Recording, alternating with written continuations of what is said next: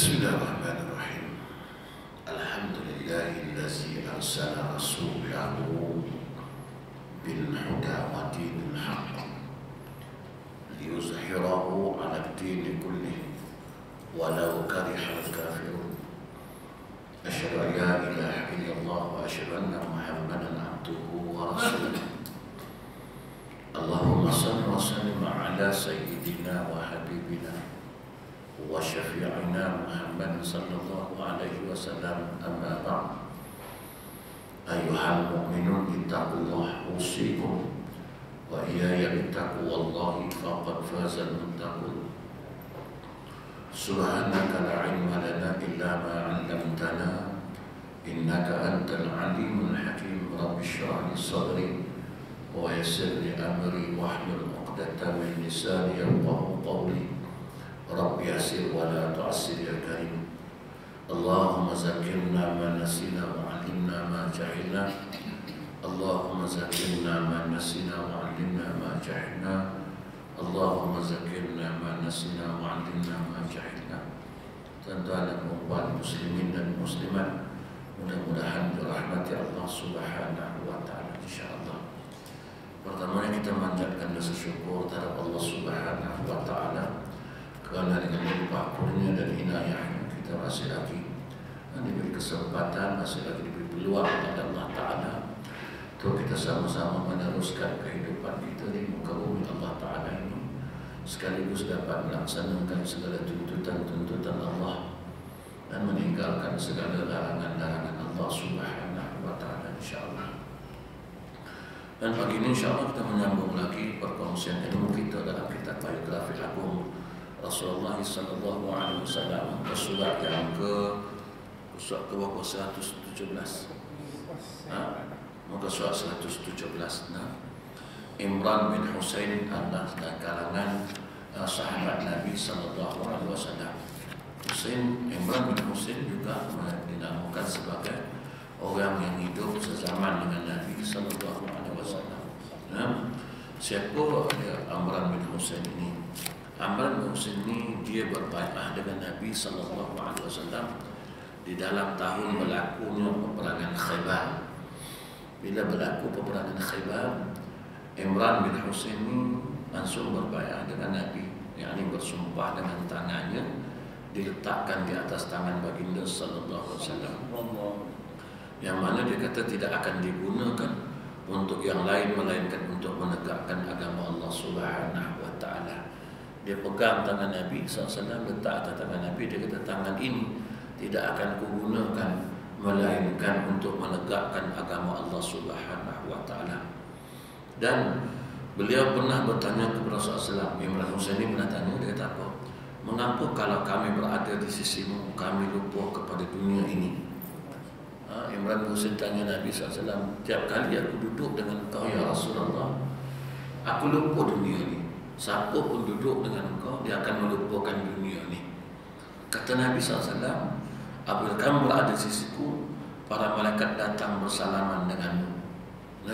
Sebenarnya bila engkau ada kat aku, kata Nabi SAW, kau duduk dengan aku ni, malaikat datang bersalaman dengan kamu. Lalu apabila dia beribadah, dia tidak mahu diganggu dengan apa jua sekalipun, hingga dia seperti malaikat di kalangan para malaikat. Jadi dia kata malaikat datang bersalaman beribadah, ni dia tak mahu kau diganggu. Sama lah seperti para malaikat juga tak mahu diganggu. Maka dia kata bila kau duduk dengan aku, malaikat berada bersama aku, maka engkau juga termasuk di kalangan orang-orang yang tidak akan diganggu. Nah, ini istimewanya Imran bin Husain bila ditanya Nabi, kenapa engkau ketika kami berada dengan engkau, kami seolah melupakan dunia, langsung tak ingat dunia, hanya ingat Allah Subhanahu wa taala, mau beribadah kepada Allah Subhanahu wa taala. Ini kata Imran bin Husain. Kemudian yang seterusnya adalah Salamah bin Aqwa. Salamah ini laki-laki, tuan-tuan. Kalau kita panggil Salamah perempuan, ini Salamah bin Aqwa laki-laki. Orang Arab ni itu pun pelik, nama perempuan, tapi Hindun bin Abi Halah. Hindun ini laki-laki. Kok kita nama Hindun perempuan, Salamah perempuan. Salamah bin Aqwa adalah salah seorang pemanah yang terkemuka di kalangan bangsa Arab. Salamah ni kerja dia ialah pakar memanah. Tembak pakai panah macam mana pun mesti kena ya. Dia adalah pemanah terkemuka di kalangan bangsa Arab. Dia ni juga seorang yang dermawan. Sifat dia orang yang sangat pemurah, sangat dermawan. Pahlawan yang berani dan sering membuat kebajikan.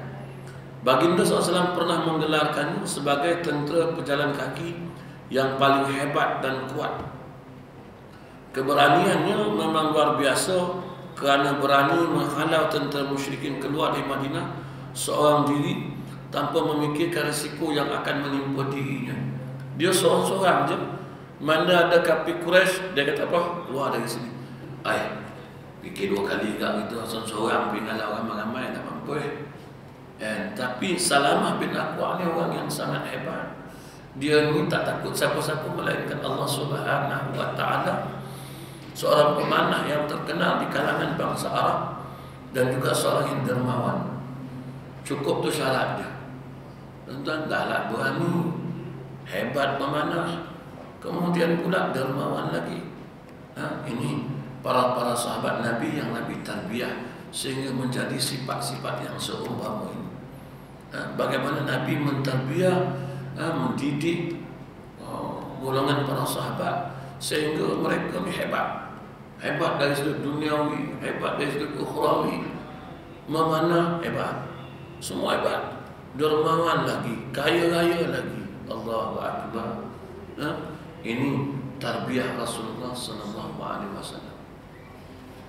Kemudian Abdullah bin Zubair. Abdullah bin Zubair ini adalah anak kepada Asma bin binti Abu Bakar.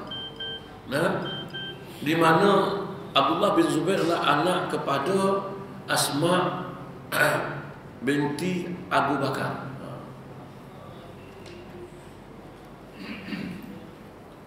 Di mana dia kata apa? Dia dibawa kepada Nabi SAW untuk ditahnik dan didoakan Nabi SAW dengan doa yang baik.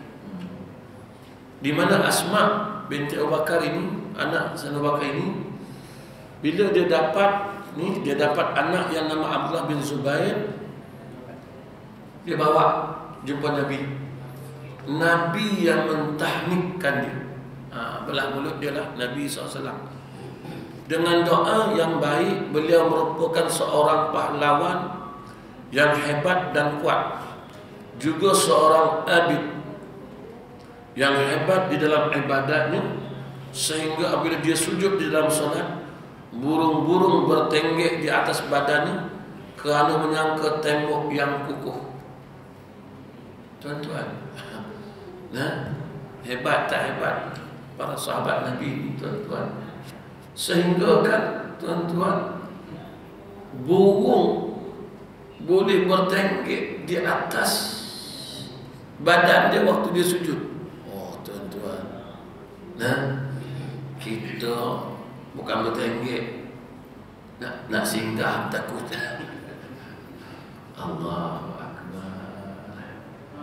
Nak singgah pun tuan-tuan takut, apatah lagi nak bertenggek. Kita tengok Abdullah bin Zubair. Abdullah bin Zubair ini bila dia sujud saja, burung kata dia ni tembok kot, boleh duduk atas belakang.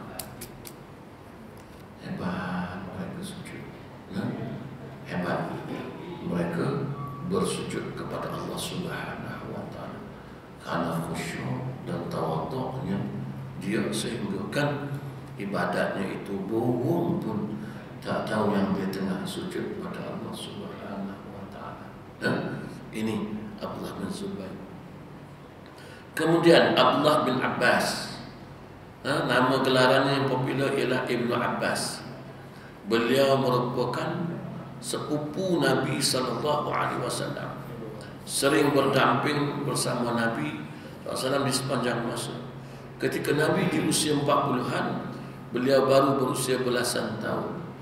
Sepupu Nabi, tapi Nabi lebih tua pada dia lah. Nabi dah 40, dia budak lagi.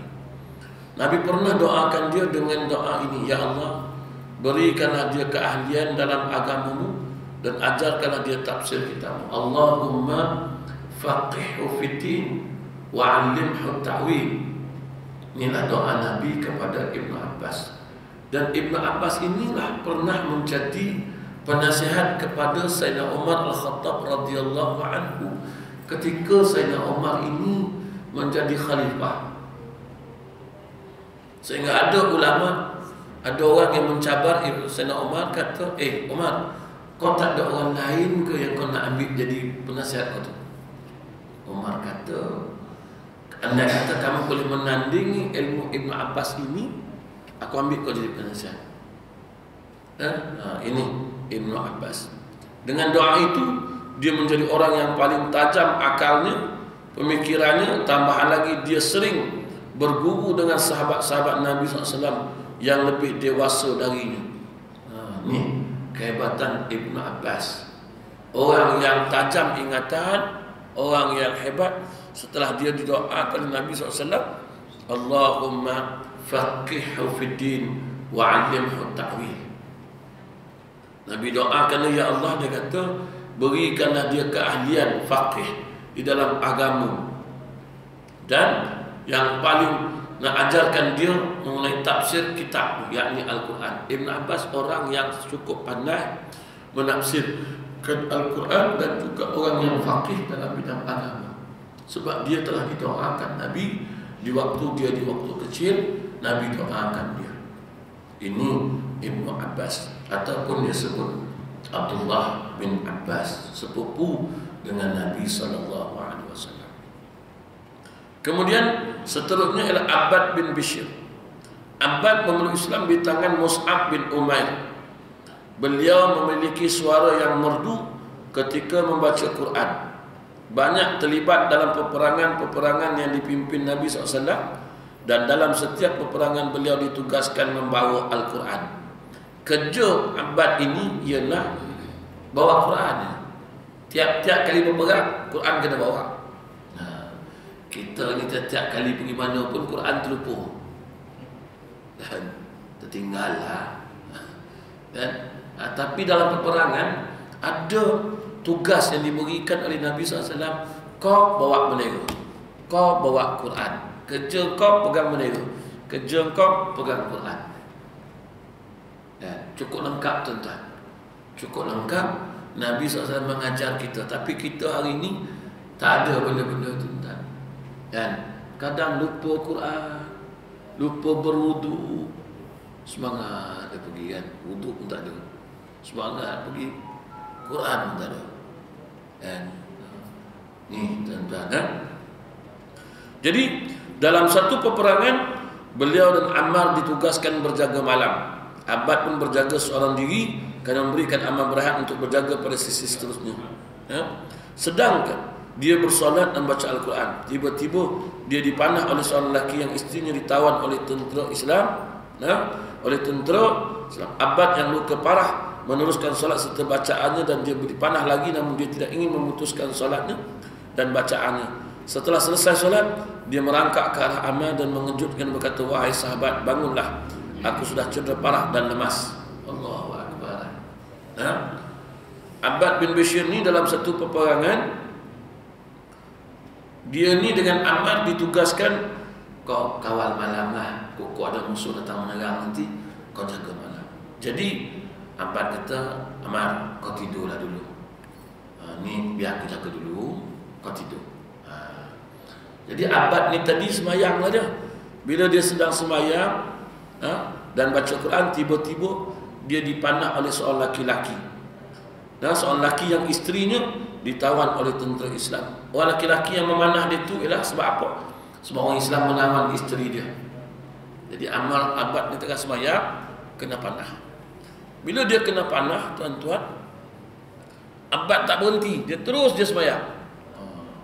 Kan dah kena panah pun terus sembahyang, tuan. Kok kita, tuan-tuan, gigitkan nyamuk puas nak berhenti lah. Dan bukan panah kita, kalau panah dah lama dah kita turun. ini nyamuk pun dah tak tahan, panah lagi lah. Jadi abad ni tadi bila dia kena juga ni, dia sembahyang terus. Abad yang luka parah meneruskan solat serta bacaan, dan dia dipanah lagi, dipanah lagi, namun dia tidak ingin memutuskan solat dan bacaan. Kali kedua kena lagi panah, dia teruskan sembahyang. Allahu Akbar, tuan-tuan. Dah parah sampai habis selesai solat, barulah dia mengangkatkan Ammar. Dia kata, aku sudah cukup parah dan lemas. Baru bagi tahu Allah, tuan-tuan. Ini sahabat-sahabat Nabi. Bukannya tuan-tuan sekali panah tu berhenti, tak. Kena panah dah teruk baru nak berhenti. Itu pun selesaikan solat dulu. Tuan-tuan, ini kehebatan keimanan para sahabat Nabi sallallahu alaihi wasallam. Kita tak mampulah tuan nak buat macam tu, tuan-tuan. Kemudian Suhail bin Amr, nama sedap-sedap, tuan-tuan. Jadi dia kata apa? Suhail bin Amr ni siapa? Adalah tawanan tentera Islam, tentera Islam di mana dalam peperangan Badar. Suhail ni adalah tawanan tentera Islam di dalam peperangan Badar, di mana beliau pernah diutus.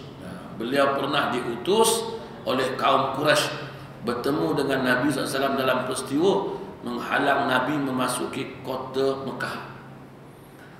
Suhail ni salah seorang daripada utusan tentera Quraisy. Kau Suhail pergi jumpa Muhammad. Sebab apa? Sebab Nabi nak masuk kota Mekah. Jadi untuk itu Suhail ni diutus untuk menghalang Nabi daripada masuk kota Mekah. Kerja dia. Jadi bila dia bertemu Nabi dalam peristiwa menghalang Nabi SAW masuk kota Mekah untuk menunaikan umrah ziarah ke Baitul Haram, Suhail memeluk Islam di hari pembebasan kota Mekah. Semasa keislamannya, dia menjadi seorang yang hebat dalam ibadah dan zuhud dalam kehidupan. Di hari kewafatan Nabi SAW, para umat Islam menjadi huru-hara, sama ada di Madinah maupun di Mekah. Jika di Madinah Abu Bakar bertindak menenangkan orang Islam, manakala di Mekah Suhail pula yang bertindak seperti Abu Bakar dengan ucapan-ucapannya. Dia ni orang yang pandai lah cakap. Bila Nabi wafat sahaja, waktu itu Suhail ada di Mekah, Abu Bakar ada di Madinah. Bila dia dengar Nabi wafat, orang dah riuh, orang Islam semua dah kecoh lah, Muhammad dah meninggal, Nabi kita dah meninggal, orang yang tercinta dah meninggal, macam mana ni? Bahu-bahu dah. Suhail lah orang yang bertanggungjawab menenangkan orang ketika riuh rendah tu. Di mana Suhail ni menjadi juru cakap. Di Madinah Sayyidina Abu Bakar, di Mekah Suhail bin Amr berikan penerangan Nabi telah wafat, supaya orang tidak lagi riuh rendah, huru-hara, tuan-tuan. Kemudian Abu Musa al-Asy'ari, ini juga sahabat Nabi SAW. Abu Musa al-Asy'ari nama sebenarnya ialah Abdullah bin Qais. Di zaman Nabi SAW, dia menghabiskan masanya di hadapan baginda SAW untuk mendapat petunjuk dan pedoman, sehingga menjadi di antara 4 orang qadi atau hakim bagi umat Nabi Muhammad SAW selepas Umar Al-Khattab. Nama sebenar dia ialah Abdullah bin Qais, di mana di zaman Nabi dia menghabiskan masanya di hadapan baginda SAW untuk mendapat petunjuk dan pedoman, hingga menjadi di antara 4 orang qadi atau hakim bagi umat Nabi Muhammad SAW selepas Umar Al-Khattab, Ali bin Abi Talib dan Zaid bin Thabit.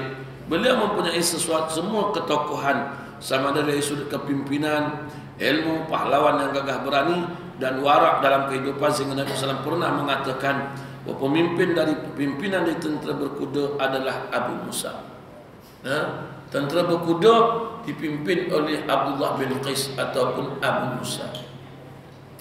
Dia dipimpin oleh Abu Musa al-Asy'ari, tentera berkuda. Beliaulah yang mengangkat Al-Quran untuk memberi jalan penyelesaian pembalahan di antara Sayyidina Ali dan Muawiyah, serta mencadangkan agar Sayyidina Ali dan Muawiyah melepaskan jawatannya. Sementara waktu akan memberi peluang kepada seluruh umat Islam membuat pilihan dan bermesyuarat.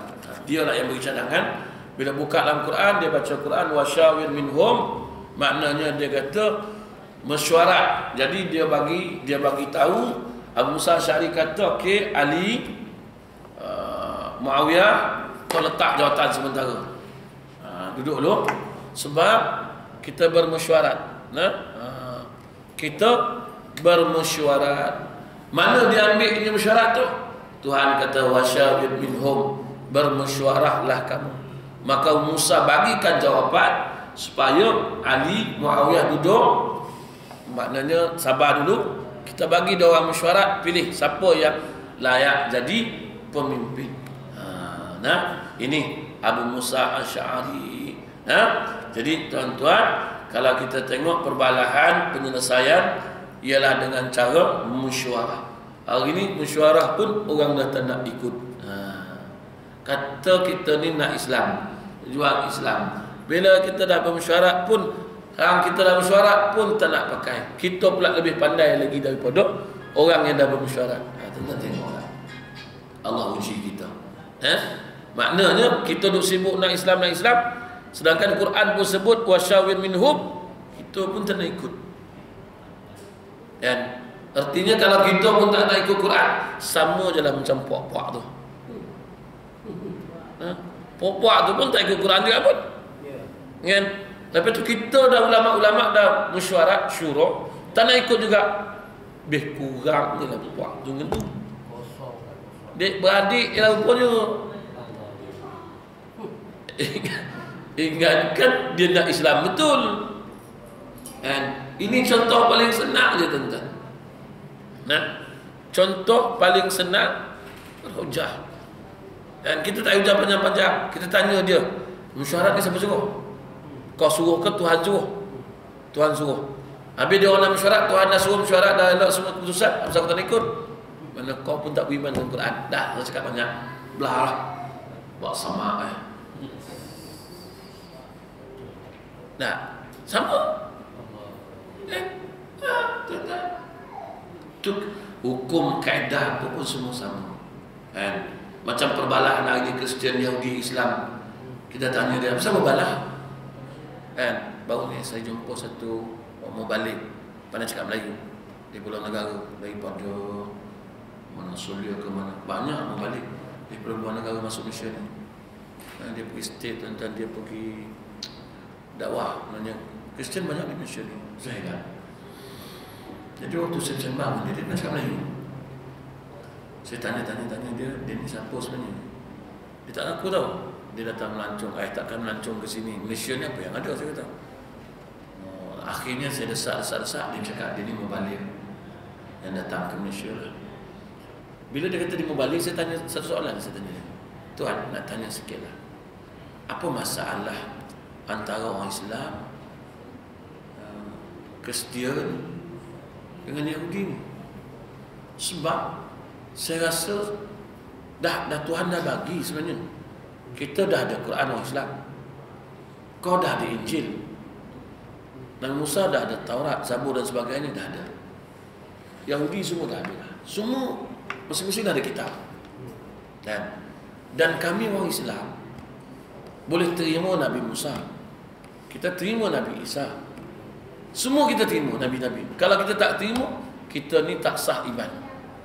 Yang kau juga dah ada kitab Injil, kenapa yang kau tak boleh terima Muhammad pula?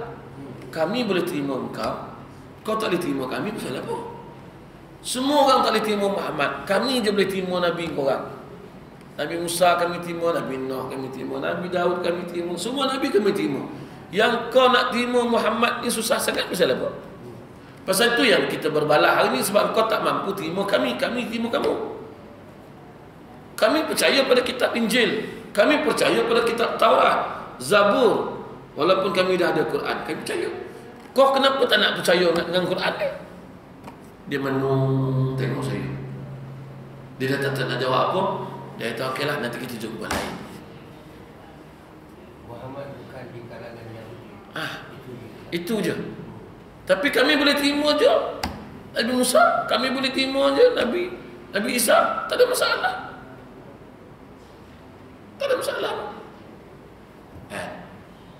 Dia pun menung-menung tengok saya, tengok. Okey, kita jumpa lain kali lah. Makna kau pun dah confused. Kita ya juga. Dia orang boleh terima kita, kita tak boleh terima dia masalah.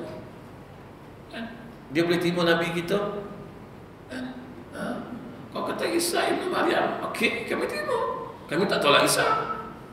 Siapa tolak Nabi Isa? Iman tak sah. Siapa tolak Nabi Musa? Iman tak sah. Kami nak Nabi Muhammad ya? Tak boleh. Kena beriman dengan semua Nabi. Kenapa engkau tak boleh? Baru ni saya cakap dengan Mubalik. Kan? Sebab rupanya Mubalik ni tuan-tuan, Kristian ni kita tak boleh guna ayat. Dia guna akal. Dia mesti menggunakan akal. Tak boleh guna dalil Quran. Sama lah. Kalau kita tengok kita tengok Abad bin Bashir, Suhail bin Abu Musa Asy'ari, semua orang-orang yang sahabat-sahabat Nabi ni yang menggunakan kaedah-kaedah tertentu untuk menjawab soalan-soalan tertentu. Kalau kita tengok jawapan dah ada dah. Abu Musa Asy'ari ni bila Sayyidina Muawiyah dengan Sayyidina Ali berbalah, dia ambil Quran, dia buka Quran, dalam Quran kata wasyawir minhum syarat. Langsung dia kata Muawiyah, Ali kalau tak jawab tanya, bila tenang kita mesyuarat dulu. Tengok. Senang dia jawapan dia. Satu semuanya ada dalam Quran. Kalau kita tak percaya Quran, macam mana kita kata kita beriman dengan Quran? Tuan-tuan. Jadi tuan-tuan, benda ni dah ditunjukkan oleh Abu Musa Asy'ari kepada umat ini.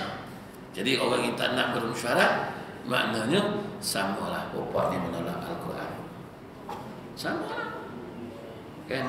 Kita tu sebab kita ada majlis syura. Majlis syura dah tentukan kita jangan melawan. Sebab dia dah mesyuarat. Kan? Bukan keputusan individu. Tapi bukan main kita ikut Quran. Baru buat mesyuarat dah tak boleh. Kan? Tuan-tuan. Kemudian sahabat Nabi yang lain, Tufail bin Amru Ad-Dawsi. Tufail ni adalah seorang bangsawan dan ramai pengikutnya sebelum dia memeluk agama Islam. Dia ni orang hebat lah. Pengikut ramai. Sebelum dia masuk Islam, pengikut cukup ramai. Hebat. Suatu hari dia datang ke Mekah dan para pembesar menasihatinya jangan mendengar bicara Muhammad SAW dan jangan bertemu dengan dia. Satu hari dia datang Mekah dan para pembesar menasihati dia lah. Pembesar kota Mekah cakap kat Tufail, ni kau jangan dengar cakap Muhammad nanti. Apa pun Muhammad cakap jangan dengar. Kemudian dia kata bertemu dengan dia pun jangan. Macam orang bertemu dengan tuan guru lah. Orang bertemu dengan tuan guru, alamat balik tu sini mu ingatlah. Siapa dah bertemu dengan dia, balik tu insya-Allah dia akan kembali jalan yang benar. Kan? Dia jangan bertemu sama dengan Muhammad ni. Muhammad ni pembesar kota Mekah kata apa? Kau jangan jumpa dengan Muhammad. Jangan dengar cakap dia. Kau dengar cakap dia, bertemu dengan dia, jahanam. Habis. Kan? Sebab apa kita tengok tuan guru pun macam ni? Sebab tuan guru ialah pewaris Nabi. Ni baru betul pewaris Nabi kan? Kan? Tuan guru ni, kan? Ni Aziz Nikmat ni, dia baru betul pewaris Nabi dan ikut Nabi betul. Kan? Ikut Nabi cuma dia tak Nabi. Cuma dia tak ada mujizat dia. Kan? Dia jadi pemimpin, apa yang dia ada? Apa perubahan yang dia ada? Kan? Sampailah dia pensiun bersara, apa yang dia ada? Tak ada apa tuan. Rumah dulu, rumah sekarang, itulah rumah. Kan? Orang lain nama laut rumah dah macam mahligai dah. Dia rumah macam tu lah. Kita pun pening duk mikir dia ni menteri besar, tak pandai apa. Patut rumah dia lah dulu. Dia ada sekolah kan.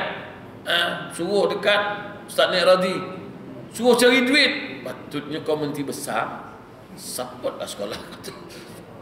Ada dia ambil kesempatan, aku menteri besar, sekolah aku mesti naiklah dulu, aku menteri besar. Kan? Ni dah, sorry, kau pergi cari. Kulu hililah sana nanti ni cari duit untuk sekolah tu. Patut. Kalau kita kan cakap bangang abang menteri besar, inilah peluang. Kan? Gunalah kesempatan ini. Apa bodoh sangat itu kita. Tapi tengok orang pewaris Nabi, oh aku takut nak guna. Ini hak rakyat, bukan hak aku. Ini tuan guru, ulama pewaris Nabi. Ada juga yang mengutuk orang tua.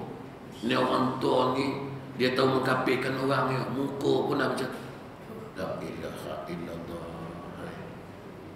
Tak takut dengan Allah Subhanahu wa taala. Dan baca dalam Facebook kan, dia kata tuan guru, ni orang tak takut Allah Subhanahu wa taala. Besok dilaknat kat Allah, susah kau. Orang alim tu tak kacau kau pun. Orang alim tu tak sebut nama kau pun, tak sentuh pun nama kau, tak kapirkan kau pun. Apa yang kau usik dia buat apa? Dah tua-tua macam tu pun kau nak usik siapa? Kan? Allahu Akbar. Ini ulama pewaris Nabi. Tengok contohlah tuan-tuan. Apa yang dia ada? 22 tahun jadi menteri besar. Allah. Kalau saya lah tuan-tuan jadi menteri besar 20 tahun, rumah aku cermin semua. Pasal aku jadi bodoh makan juga aku. Kau jadi ketua cawangan pun, rumah kau semua cermin hijau, semua biru, semua ada. Ya, ketua cawangan dia baru. Ini menteri besar entah. Semua di tangan dia sekarang. Apa masalah? Ini ulama pewaris Nabi, tuan-tuan. Pasal itu Nabi, bila orang bertemu Nabi, masuk Islam. Bila orang temu tuan guru, habis. Alamat tadi, ni alamat nak jalan benar ni. Nampak tuan-tuan? Rahsia di sebalik dia ikut Nabi SAW, Allah bagi dia sama kedudukan macam tu. Ni ulama tuan-tuan, hebat. Siapa? Siti Nurhaliza jumpa dia, langsung bertudung terus. Siapa jumpa dia? Semua habis. Tuan-tuan. Siapa jumpa dia, artis yang ramai jumpa dia, semua habis tuan. Bob Lokman jumpa dia, habis. Semua. Sebab tuan guru tunjukkan sendiri. Kau tengok aku sendiri macam mana? Apakah kau tengok kau macam mana orang dengar cakap aku ni makan rasuah? Kau tengok? Tak ada. Kau tengok rumah aku ni adakah perubahan? Tak ada. Semua tak ada. Betul ada dia orang alim. Balik fikir sendirilah. Batal. Ini orang alim tuan. Ini betul ulama. Itu pun ada orang yang marah kutuk dia. Tak tahulah senang cakap. Yalah, Nabi pun punya macam tu pun orang kutuk Nabi, orang hina Nabi. Dan tu waktu ulama. Orang benci dia sampai kesudah lantaklah kau. Kan? Tapi dia berjaya mendidik manusia, tuan-tuan. Jadi satu hari Tufail ni ke Kaabah untuk bertawaf. Dia pergilah Kaabah, nak tawaf lah kononnya. Dan terlihat Nabi SAW sedang bersolat serta berbicara. Timbul di hatinya untuk mendengar ucapan Muhammad SAW agar dia dapat membezakan antara baik dengan jahat. Tu hari dia tawaf, dia nampak Muhammad tengah cakap tu. Tapi pemesan dah pesan lah tadi, kau jangan dengar dia cakap, kau jangan jumpa dia, jangan dengar dia cakap. Tapi Tufail ni tergerak hati tengok Muhammad ada situ, aku nak dengar lah apa dia cakap. Pergilah dia, pergi dekatkan telinga apa Muhammad cakap. Dengar-dengar, akhirnya hati Tufail tertaut dengan kesopanan dalam ucapan Nabi SAW dan memeluk agama Islam. Dia dah kata dah, jangan dengar, kau dengar, habis kau. Dia dengar Nabi cakap masuk Islam terus. Jadi dia meminta doa dari Nabi SAW ketika nak pulang kepada kaumnya supaya apa yang diucapkan nanti akan membuka hati kaumnya untuk mengikut jejak langkahnya. Dah masuk Islam depan Nabi, cakap dengan Nabi, Muhammad, kau tolonglah doa aku nak balik ni jumpa kaum aku. Mudah-mudahan apa aku cakap kat kaum aku nanti dia boleh ikut aku. Jadi dia pun mintalah. Lalu Tufail sekali lagi dia kata apa? Lalu Nabi SAW mendoakan dengan mata Tufail bercahaya seperti lampu. Tufail sekali lagi minta Nabi SAW berdoakan cahaya itu dipindahkan ke tempat lain karena takut kaumnya beriman kerana kelebihannya bukan dakwahnya itu. Lalu cahaya itu dipindahkan ke tongkatnya. Tuan-tuan bayangkan ketika Nabi mendoakan Tufail, langsung mata Tufail ini bercahaya. Tufail takut nanti orang ikut dia bukan kerana dakwah dia, tapi kerana apa yang ada pada diri dia, kelebihan diri dia. Maka Tufail minta Muhammad, dia kata tolonglah doakan aku supaya kelebihan aku ni cahaya yang bercahaya ni pindahkan tempat lain. Maka dia pindah ke tongkat Tufail. Dahsyat tak dahsyat tuan-tuan? Allahu Akbar. Bila dia pindahkan ke tongkat, dia kata apa? Beliau bersama Nabi SAW dalam peperangan Badar, Uhud dan Khandaq serta pembebasan kota Mekah. Akhirnya dia ni masuk Islam, berjuang dalam peperangan. Antara peperangan yang disertakan ialah perang Khandaq, perang Uhud, perang Badar, serta pembebasan kota Mekah. Dia juga terlibat di dalam membebaskan kota Mekah. Tuan-tuan, ni Tufail bin Amru Ad-Dawsi, orang yang pernah Nabi doakan dia setelah dia masuk Islam untuk dia pergi ke kaum dia. Dia ni orang bangsawan, dia pergi dakwah kaum dia. Akhirnya dia berjaya pujuk beberapa orang masuk Islam.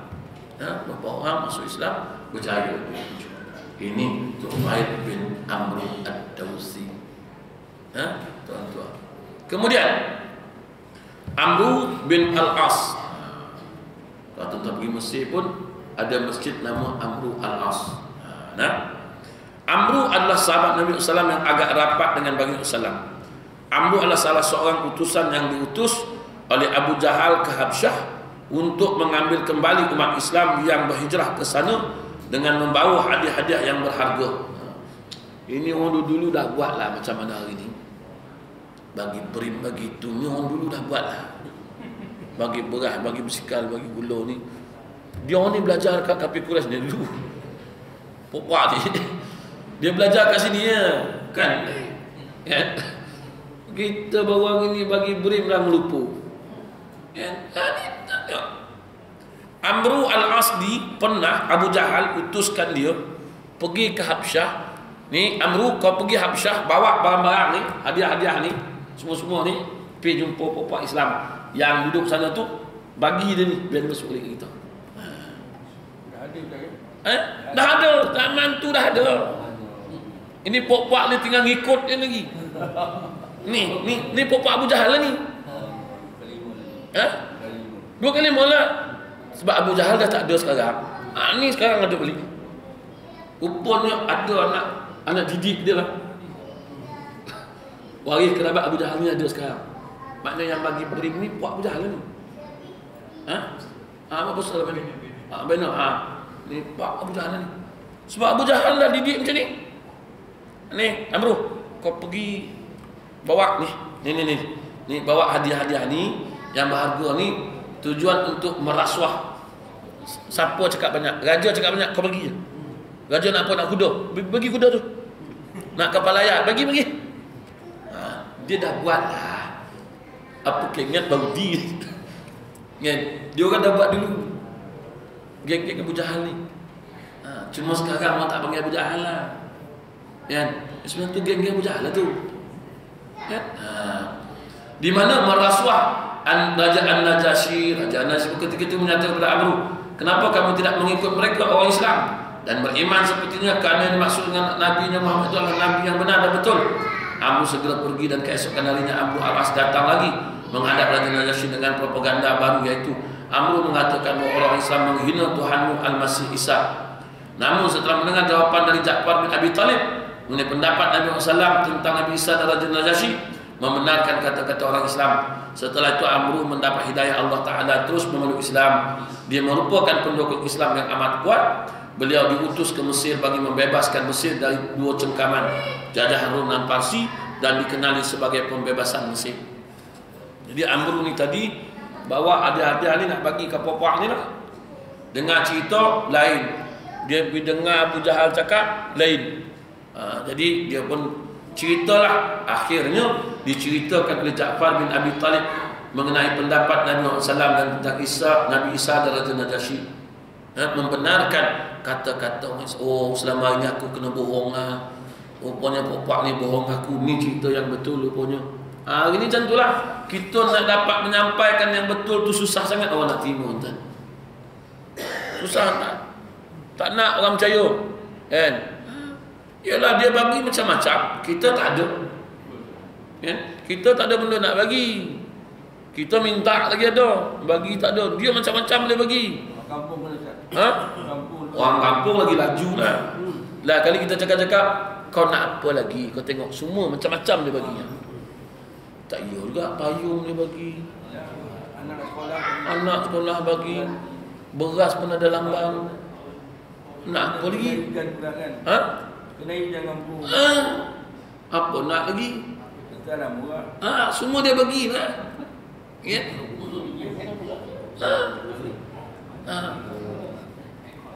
Macam mana? Tanah murah. Kita dah murah. Macam mana? Tapi orang kampung tak nampak yang itu. Kan, siapa orang kampung. Dah bodoh dibodoh ke orang lagi. GST kena lagi mana? GST. Orang kampung tak kena. Dia beli ikan tak kena GST. Cuma ikan tu naik sikit ugo.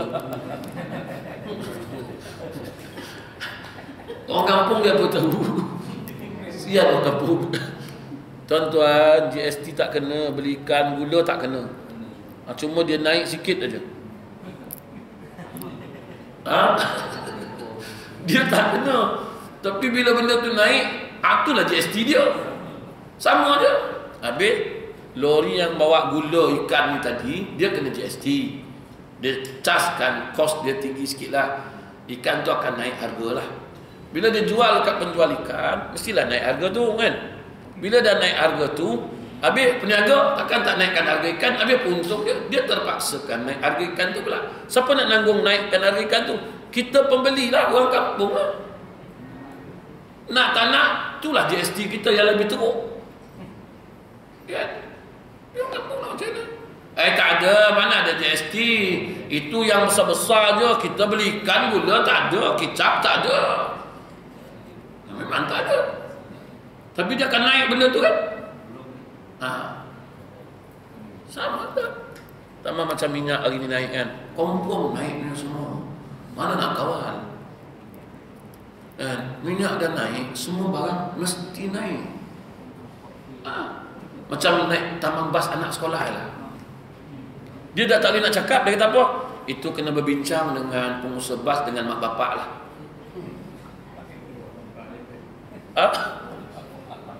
Bapak dia dah tak boleh. Dia dah tahu kan, kalau aku tak bagi driver bas dia naikkan, pengusaha bas dia naikkan tambah, sakit pengusaha bas ni marah aku. Aku pula suruh naikkan, ni mak bapak pula marah. Macam mana aku nak buat? Oleh kerana aku tak nak orang marah aku, mak bapak boleh bincang dengan pengusaha bas. Aku duduk diam-diam. Yang kena kau berdua. Nampak tak? Tak. Cerdik tak bapak tu? Bapak tu cerdik nak membohongi orang. Ada Ustaz, dia berusaha lemah Ustaz. Dia berusaha lemah. Dia rasa penguasa semua rasuah. Ini bukan lemah tuan, ini bodoh. Pengurusan yang paling bodoh sekali. Lantik menteri bodoh ni jadi you. Bila tak ada duit, senang je. Apa buat? Naik minyak. Tak ada duit, ni cukai. Lembaga Hasil Negeri sekarang ni tengah telefon. Siapa tak bayar cukai? Tengah duit tak ada ni. Operasi cermin gelap. Operasi saman tertunggak tak bayar. Nak cari rumah. Itu je yang tahu. Saya tuntut Dr. Mahdi pun marah. Nah, di sini marah.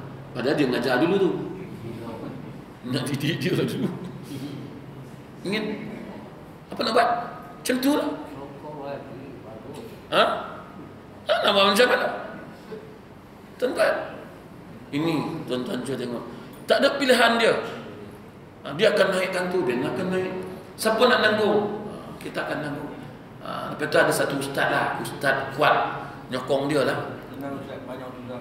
Dia kata apa? Sepatutnya kerajaan kena fikirkan masalah rakyat ni. Tak ada kau alternatif lain. Sudahlah kau yang nyokong dia, kau cakap banyak pula. Aku capuk pula kau kata pula. Semua dia yang nyokong. Lepas tu dia kata pula dah, sepatutnya kerajaan ada usaha lain, katanya, bukan membebankan rakyat. Kau pula hangguk kau. Itu kau yang kata nyokong. Lepas tu hari ni kau nak marah pula. Kan? Tuan-tuan, tak mustahil tuan-tuan. Ni semua akan naik, tak usah bimbang. Kan? Sebab segala-galanya dari minyak. Kos. Tuan-tuan, saya cakap banyak lah. Nak tak nak, lari tak lari, mesti kena punya. Hari ni betul-betul tercekik tuan tu. Lagi pula. Memang. Semua nak beli. Cerai pun nak beli. Semua beli. Okey, dia bagi frame 950. Berapa lama boleh tahan? Setahun. RM1 makan sehari. RM2. Dia pungut duit minyak saja tuan-tuan, RM950 tu. Dia bagi tu, tak heran tahan. Duit minyak 2 kupang dia pungut. Berapa bilion dia dapat beli?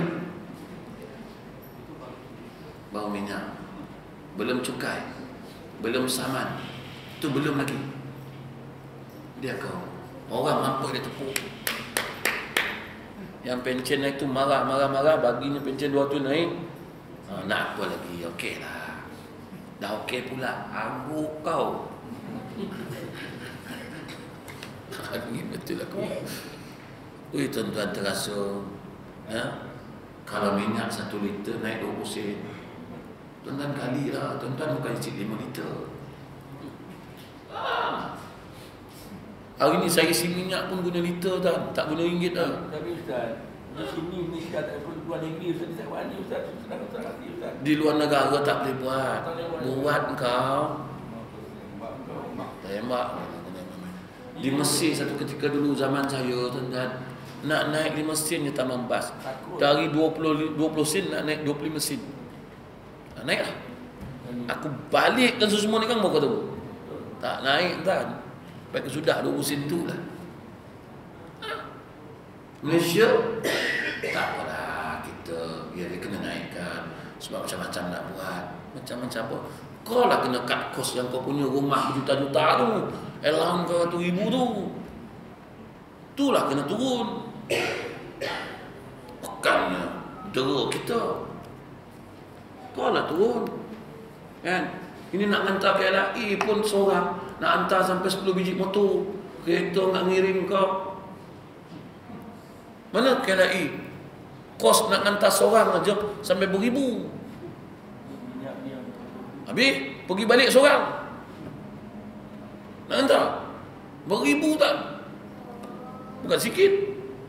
Habis motor nak motor kapcai. Sekali perah kan? Ya. Tu kereta dia pakai tu. Bukan agak-agak dia tekan. Kos dia seorang. Nak hantar seorang dia beribu. Kan balik ribu. Apa salah? Siapa nak pergi? Okey. Escort depan belakang, satu motor depan, satu motor belakang. Jalan. Dah. Seorang. Kata negara aman. Nak takut apa? Tak. Negara yang aman. Perlu ke kita nak escort ramai-ramai? Engkau sendiri yang cakap negara kita aman. Masalah. Australia Ustaz. Bila asli Ustaz. Australia menteri ni asli. Tak ada, memang betul. Malaysia je. Sebab orang Malaysia ni kebanyakan dia bodoh. Akhirnya dia melantik menteri dia bodoh. Nah, nak kata apa sekarang? Tu yang saya geram tu, kita geram pasal minyak naik tu. Dia tengok tu. Habis tuan-tuan RM50 tuan-tuan hari ni. Yelah, kalau satu menteri Ustaz, berapa dia punya orang bawah Ustaz? Bawah dia berapa? Itu pun dah berjuta. Kalau tak suka pergi luar negeri. Dah cakap banyak. Kalau tak suka pergi duduk negara lain. Kan duduk sini. Jadi saya pun risau juga nak cakap lebih. Kalau dah tak suka, pergi pindah. Jangan duduk sini. Duduk sini juga. Habis dah tak suka, boleh pindah lah. Duduk negara yang anda suka. Anggu kau ni bukan masalah suka tak suka, ini masalah kezaliman yang kau buat. Kau tindas orang. Kan? Dah tak ada duit mula speed trap lah, itulah, inilah kau buat. IS lah, gila apa anda. Kan? Tapi rakyat tak mau mengubahnya. Kan? Rakyat tak nak mengubah. Wah, mana Ustaz? Beri mungkin pasal RM1,000 kan aku bagi RM2,000 Ustaz. Double lagi. Itulah kan. Kita tu lah mengangkatnya. Kemudian tuan-tuan, nak macam mana? Kau tanggung akhirat esok. Akhirat esok kau tanggung lah. Salim kata kepada hamba kepada Abi Huzaifah. Salim ni ialah hamba kepada Abi Huzaifah. Di mana Salim ni adalah hamba kepada Abu Huzaifah. Beliau juga merupakan salah seorang dari pemikul Al-Quran. Nabi SAW pernah bersabda kepada para sahabatnya, ambillah Al-Quran dari 4 orang, yaitu Abdullah bin Mas'ud, Salim yakni hamba kepada Abu Huzaifah, Ubay bin Ka'ab, Muaz bin Jabal.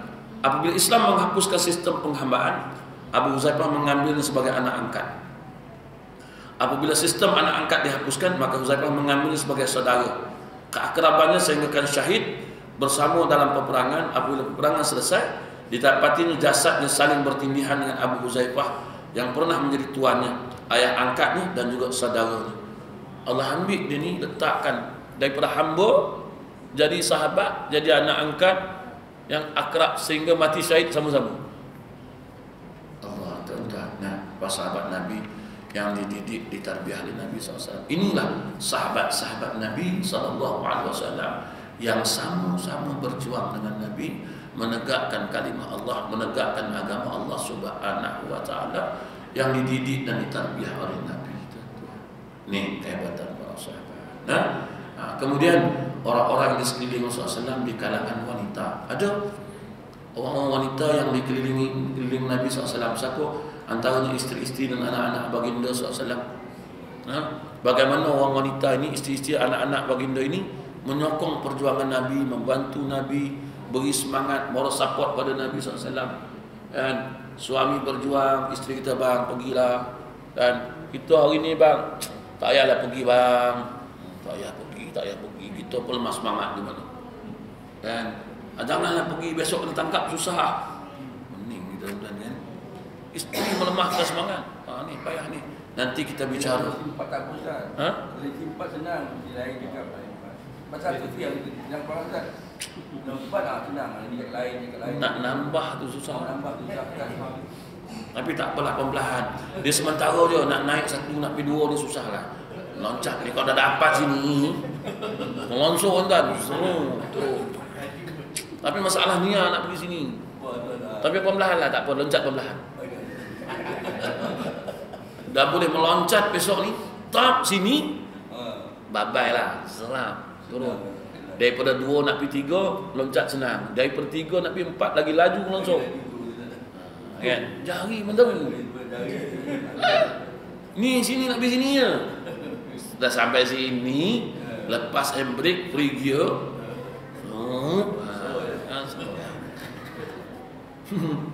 Tapi tak apa, insyaAllah kita akan melonsor tak lama lagi. Pelan-pelan. Tapi dah macam mana? Wallahu a'lam. InsyaAllah kita sambung di bulan yang akan datang.